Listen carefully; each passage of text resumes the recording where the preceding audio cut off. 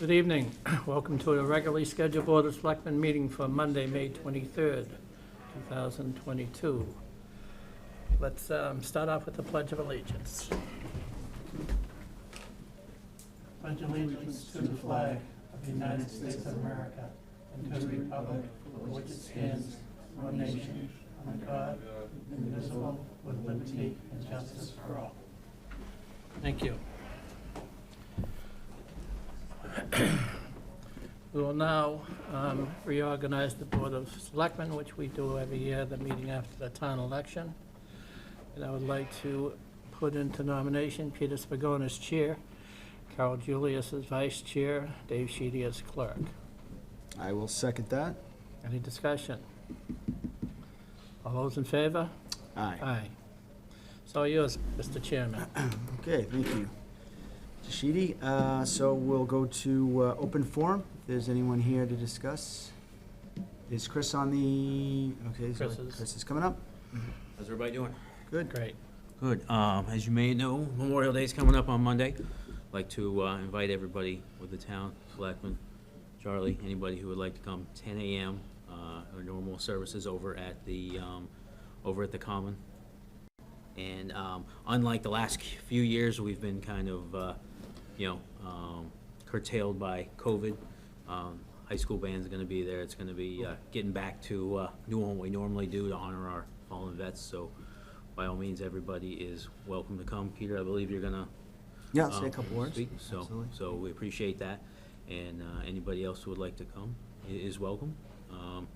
Guys, got any questions?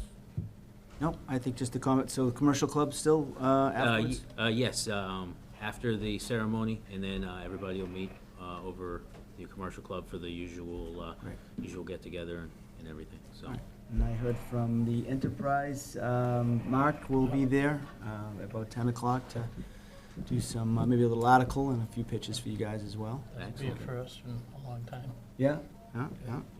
So Definitely. looking forward to it. Have we made provisions in case of inclement weather to move it indoors to the high school? Yes, Paul said that's not gonna happen, so. Okay. Just making sure. Thank you, Paul. Yeah, right. Appreciate it. But yeah, so we're all good there. Do you guys have any questions for me? Any other updates you'd like? No, I think it's great. Appreciate the Continue work the you good do. job. Yeah. All right. Well, I appreciate it. I'm gonna get back to veterans and passports if you need it. All right. Thank you. Thanks, Chris. All right, anyone else for open forum? Seeing none, we'll move on. I don't think we have any appointments tonight. Charlie, nothing? Okay. Action items? Mr. Chairman, I make a motion to approve the minutes of the May 2nd, 2022, 6 PM Board of Selectmen meeting. All right, motion made. I'll second. Any discussion? All in favor? Aye.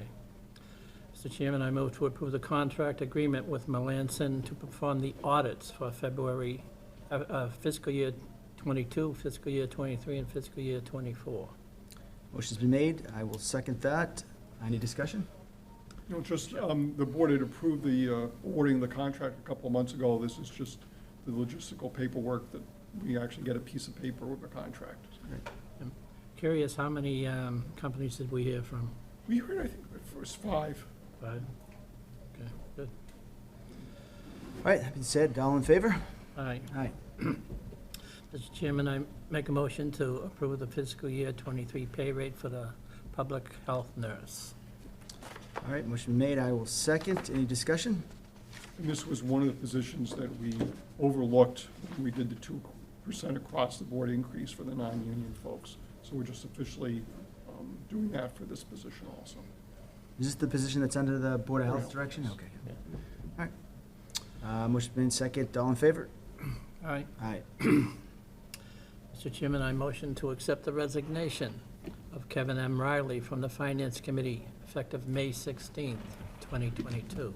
Okay, motion's been made. I will second that. Discussion? I'd like to thank Kevin for all his work on the Finance Committee. Kevin was elected to the Planning Board for the full-time position on that board in the last election, so he cannot hold both positions. But I'm sure he will be moving on and adding an awful lot to that planning board. And while we're on that, we now have 3 vacancies on the Finance Committee. So please, anyone out there that is watching or will be watching in the future, Please, if you are interested in a position, give the Selectmen's office a call, and we'll get the paperwork out to you to get you going, because we definitely need a full finance committee. They do an awful lot of the budget for this town, getting approvals, talking to the departments, and we need some people that really want to help the community on that board. I agree. Yeah, it's too important of a board not to try to get everybody we can on that board. So, motion's made second. All in favor? Aye. Aye. Mr. Chairman, I make a motion to review the signage request from the East Bridgewater Garden Club. All right, motion made second. Any discussion? This is a request that we have. The Garden Club has their annual plant sale. I believe it's on this Saturday. And they have requested that we put the electronic signage up by the town common, which I believe we will approve, but it is very conditional on whether that sign is available. Right now, that sign is being used on Plymouth Street, and it will be through Friday, when they are going to schedule right now to repave Plymouth Street. So that's an alert to all the people down there that they're gonna have to do detours on Friday all day. And that will be the provision that on any request for these electronic signs, they'll be approved, unless there's a reason not to, by the Board of Selectmen, conditional upon those signs being available for whichever organization is looking for it. And that's going to be with all the, building and so on that's going on, all the roads that are being done. We may not be able to get the signs to all these organizations when they'd like, but again, the town will do their best to do that. Thanks, David. Anything else? Charlie? No? Okay. Motion's made second. All in favor? Aye. Aye. Mr. Chairman, I make a motion to review signage requests from the Community Coalition for Change. All right. And they're, I think, are set up for June 5th for their day. And again, it's the same as I just said for the East Bridgewater Garden Club. The town was happy to get these out when they are available. And if they can, we'll get them out as soon as we can. But again, it's just bear with the town. It's not going to be, we're holding them back. It's just the fact that if they are vital somewhere else in the town for roads being paved or detours or something like that, that's where we'll have to put them. Okay. Motion made second. All in favor? Aye. Mr. Chairman, I move to discuss a 40B endorsement and possible local initiative program. I think the board has a letter from the developer. Yep. Yeah. There's a letter for support. But with the motion requesting basically the support for, this is the 40B, the proposed affordable housing development up at North Bedford Street, up near the Whitman line on the west side of Route 18. Consists of 80 condominiums that would be placed over in the Winter Street side of the property, and then those are 42-unit duplexes. Then 4 apartment buildings of 40 units each over on the North Bedford side of the project. The 25% of the units, both for the condominiums and the apartments, would be rented or sold to individuals and households with certain income stipulations. They can't be earning more than a certain amount of income. Obviously, in order for it, they're going to have an income stream to pay for the rent or pay for mortgages and such, but there are income limitations with that. This would assist in the town's requirement that we have, under the state law, that we have 10% affordable units here in town. The 25%, the 15 units for the condominiums would count, but all 160 units in the 4 apartment buildings would count, even though only 25%, only 40 units would actually be rented to folks with income restrictions. The local initiative project allows for greater assistance at the state level in the sense of it's a help to the developer to get that letter of support from the municipality in terms of going to the state with its Chapter 40B application. It's not a permit for the project. Right. what will happen is, if the board does approve this tonight, then the developer will add that to the package that is sent up to the state. The state would take probably several months to review it. Eventually, if the state approves the site, it will come back to the Zoning Board of Appeals. There'll be a series of public hearings and review sessions on the project as part of what's called a comprehensive permit, which allows the ZBA to approve a project notwithstanding whatever zoning bylaws the town has in place for that property. Great. Thank you, Charlie. David, you want Nope, I'm good. to, questions? Okay. I'm good Yeah, with this it. is obviously one of the big pieces of the puzzle for the sewer district. The presentation I thought was very informative.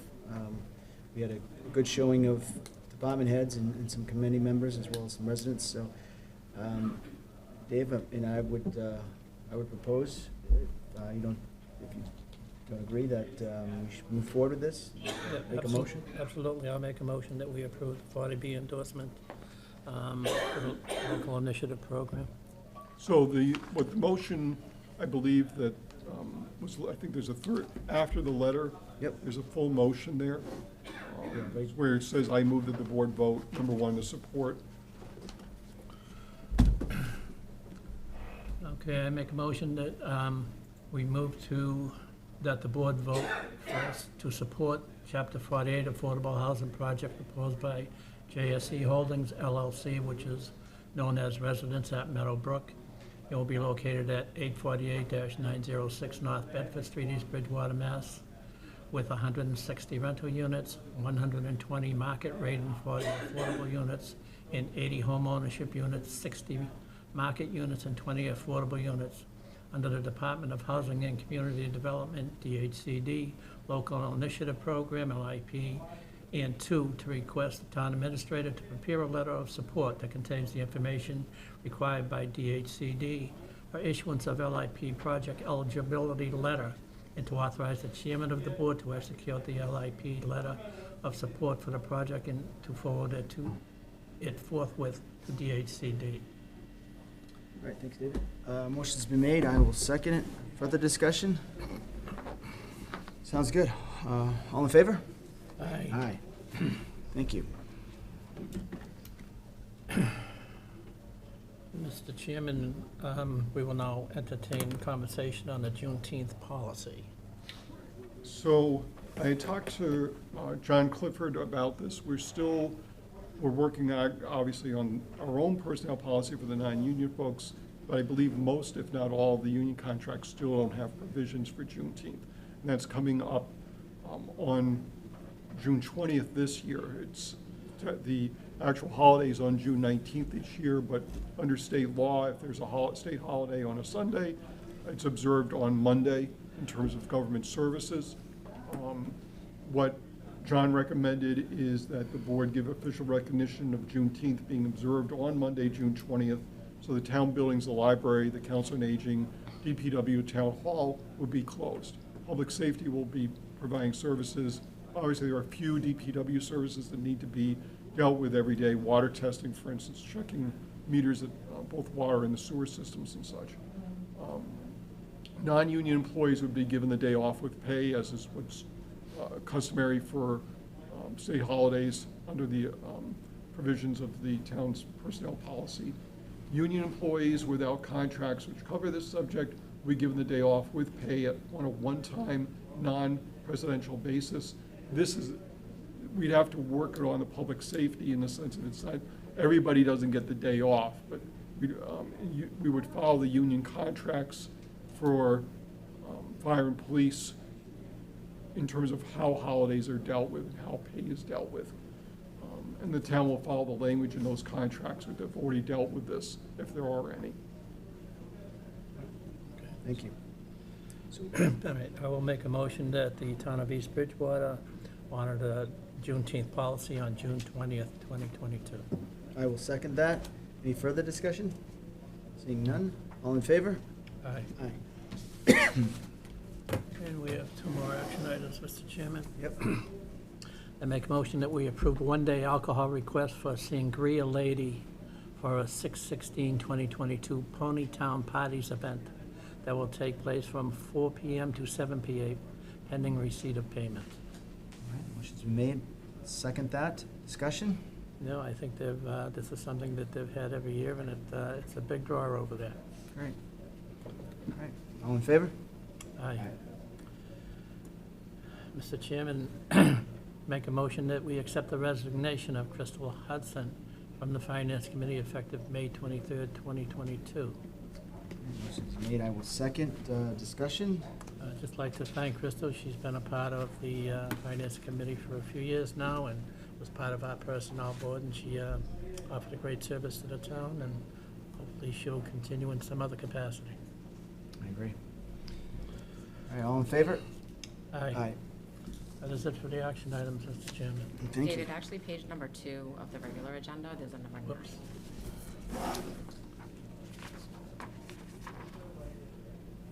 Oh, yeah. Oh, okay.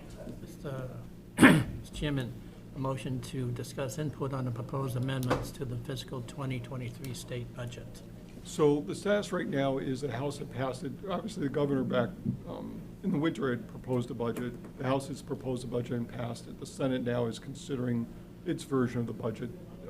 There are various amendments proposed, some of which may be interest to the town.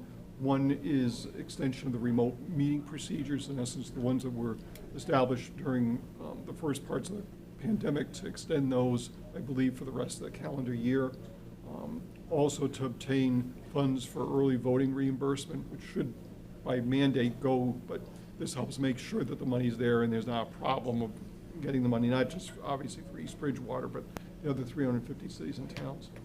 Another one is the question of whether retirees should be eligible for up to a 5.9% COLA adjustment in their pensions. Right now, normally, the retirement system, Plymouth and everyone else, can vote to increase under, I believe it's like $16,000.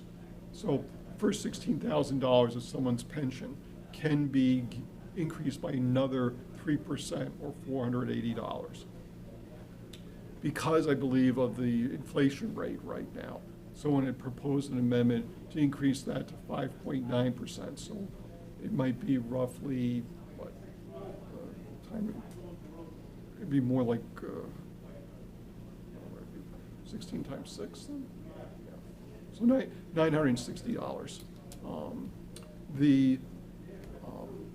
What would that do, however, is that liability, that change would increase the liability for the cities and towns that have those retirement systems where it's approved. So there's a concern by the Mass Municipal Association about allowing the retirement systems to do that.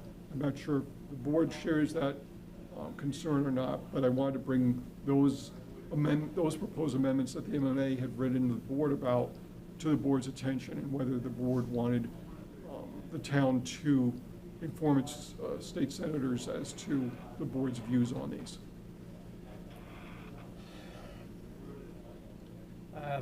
I definitely think that we should have the extension of the remote. I think that's definitely, again, we're hearing numbers now that says we're not out of the pandemic yet. But Yeah, I agree. I think the discussion further with, as Charlie just said, with our state representatives would be certainly State helpful to senators, see. yeah. Yeah, senators, just to see where they're, what some of the surrounding towns are telling them as well.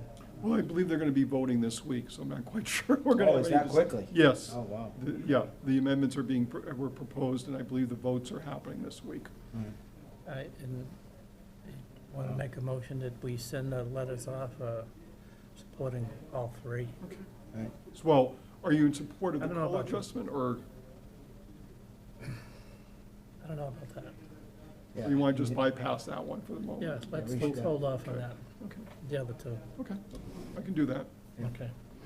I don't know if we should be adding to that, Charlie. We had sent a letter off a while ago to our state reps and state senators about the local aid from 1.7 to a more realistic number. Well, in fact, the Senate budget does double the amount of the unrestricted local aid. It's represented about $45,000 for the town, that increase. So that is in the Senate version.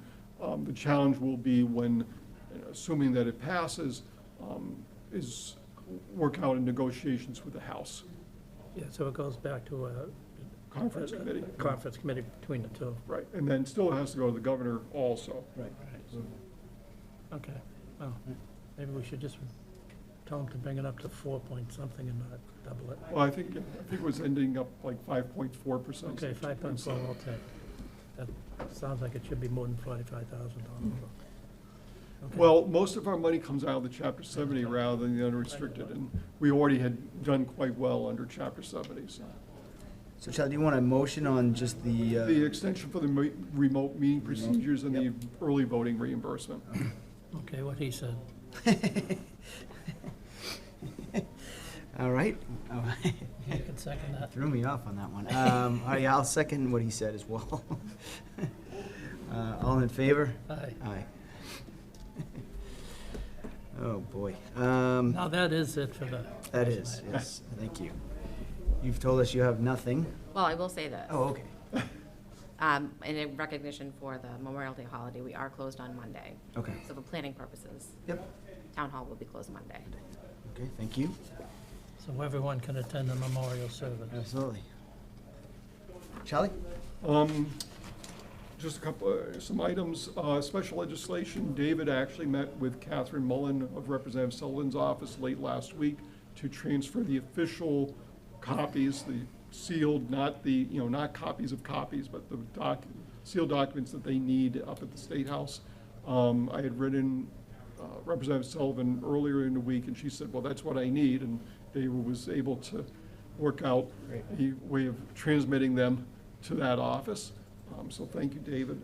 And I did send another note to Representative Sullivan earlier today, just saying, look, we're available. You need me up there, you need some other documents, whatever it is that has to occur for those three pieces: the street acceptance statute, Yep. the withdrawal from civil service, and the creation of the district. We want to get all those three moving along as well as we can.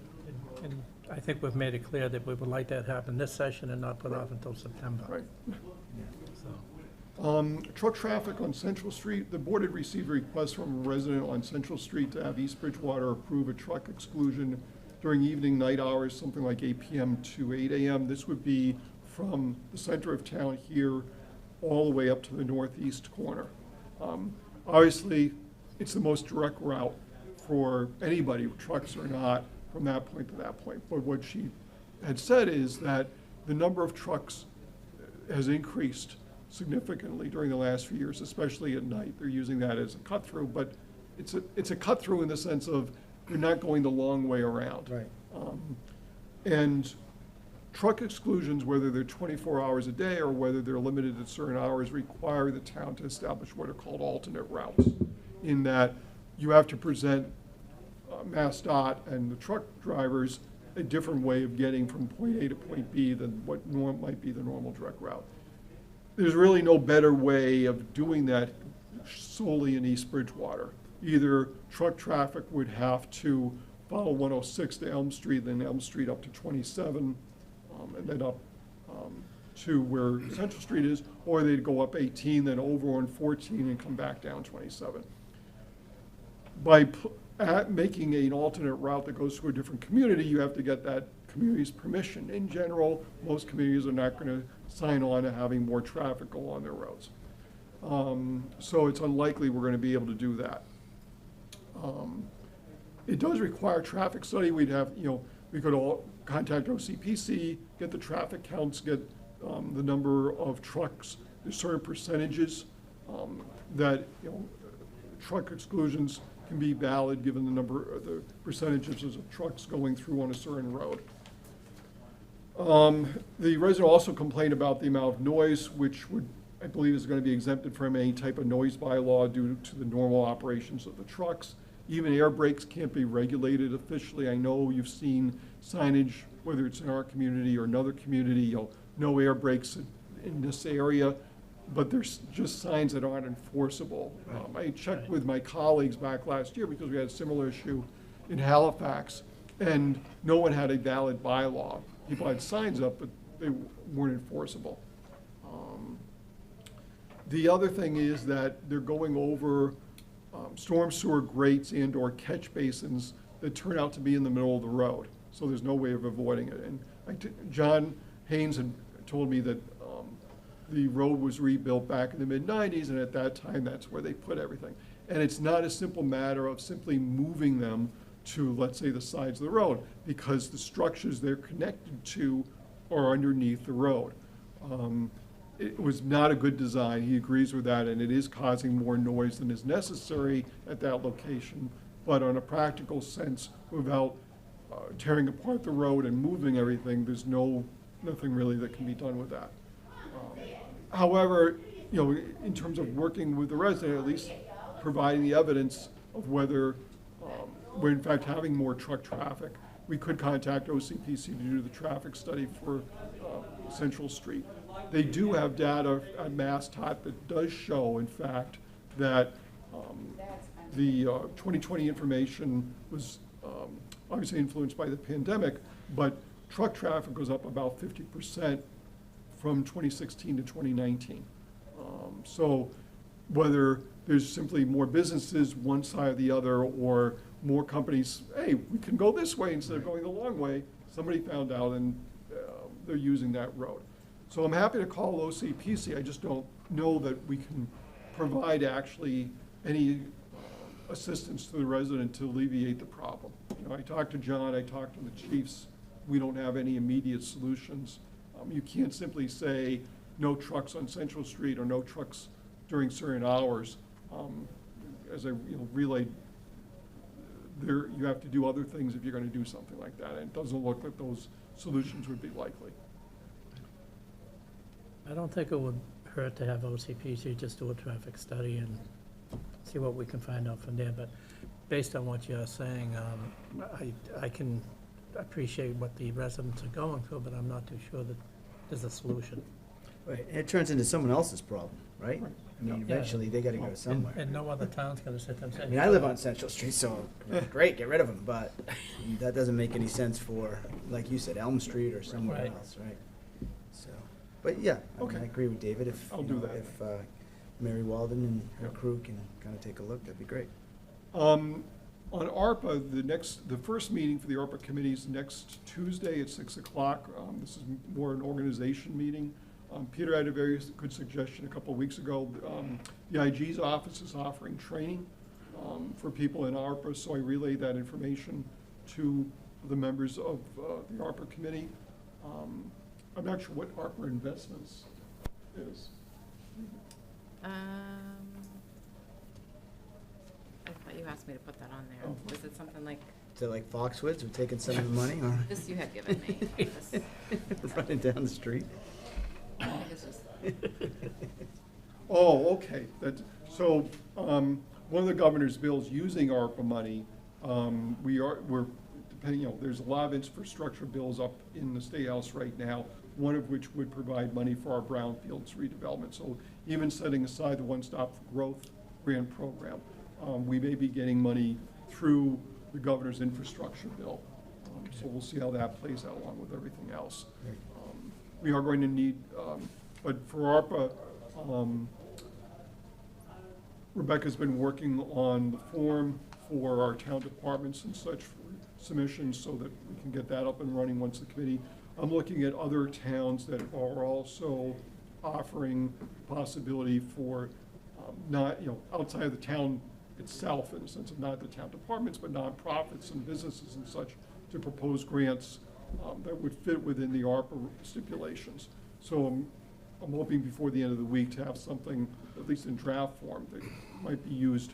Because I think the criteria are going to be slightly different in that we already have a working relationship with the town departments. There's a reporting mechanism, whereas if we go outside of the town departments, the relationship's going to be different, the monitoring's going to have to be different and such, and what the priorities are for that funding might be different than what we're doing inside our buildings here. So we're making progress on that. Okay. I do need to go in executive session with the board once we've completed our business for the open session.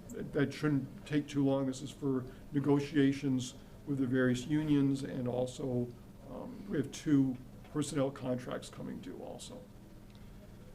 And just continuing with the ARPA, after the first meeting, when they organize and get everything together, I think we're going to invite the Plymouth County Commissioners up to talk to that group, so they can understand from Plymouth County's, this is what we're really looking for, despite what you've heard all over the place from your neighbors and everyone else on how this is gonna work. This is exactly how it's. Well, that's gonna work. crucial, because much of the money that we're gonna be seeing is gonna have to come through the county. They will have to approve anything Correct. before we start spending it, Right. in Right. general. Yeah, and they want to make a clear picture to the committees and the departments, as well as even some outside sources, what the process will be, you know, because that's the biggest question I get, is like, am I filling out a form, am I doing, so that will, you know, but the group will be, I Right, think we got a solid group of people. it's a great group. Yeah. Charlie, what's this winter recovery assistance program? We're still waiting to hear from the state. Okay. They had set aside money for, in essence, pothole repairs, things like that. We're waiting now for the state to move that ball along. We had submitted the initial, yes, we're interested, letter. Just waiting now to hear back from them. All right, thank you, Charlie. Board discussions? I have one here. We had three representatives from the school choir, I guess, that opened up our town meeting, and they just did a tremendous job. I'd like to acknowledge Cassidy Jordan, Jordan Welkovich, Vic, and Michael Coles. They started us off, and it was just such a great night from that point on. You know, they just got us all in the right mood for it. So thank you for them, and keep up the good work. Great. Peter? Yeah, just a few house cleaning stuff. First, I want to congratulate David on his victory. Well-earned victory. It's close, I heard. The recount is still going on, and I do appreciate everyone that came out. Yeah, absolutely. Thank everyone that voted. It was a hot day out there, but Very warm. it's either that or good or a freezing day in April. I guess you can't have much of a choice, but hopefully next year we'll find a reason to get a lot more than 542 people out to vote. Right. Good job, also to Gilpatrick and her crew. Yeah, they did for a tremendous job, continuing to do nice work, or not. for sure, yeah. Yeah, we thanked you.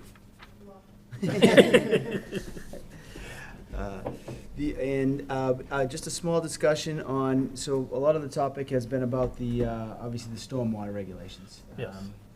So I thought it would be, I mean, is it under our jurisdiction yet? Are they still working that out? I mean, as far as the. Well, the bylaw still needs Yeah. now to be approved at the state level. Okay, So one of the things that Sue will do, we already did the certifications of the votes for the bonding, and we did the ones for the three articles where we're looking for special legislation. So I think there's the stormwater and there's the wetlands that have to go up to Right. Boston. okay. And Sue will be, and her staff will be working on putting the materials together for that. They go up to Boston, it might be another 3 months, Right. sometimes as long as that. Once we get up to 90 days to report back. Okay. So I guess. But in the meantime, there's nothing preventing us from being prepared, Right. assuming that they're going to be approved as is, so that if, in terms of the regulations, which would be tied into the bylaws, Yeah, because I think, you know, if we have the ability to do this, obviously we brought EP in for a reason. You know, my thoughts are, let's maybe have them start looking at some of the stuff that's been written up.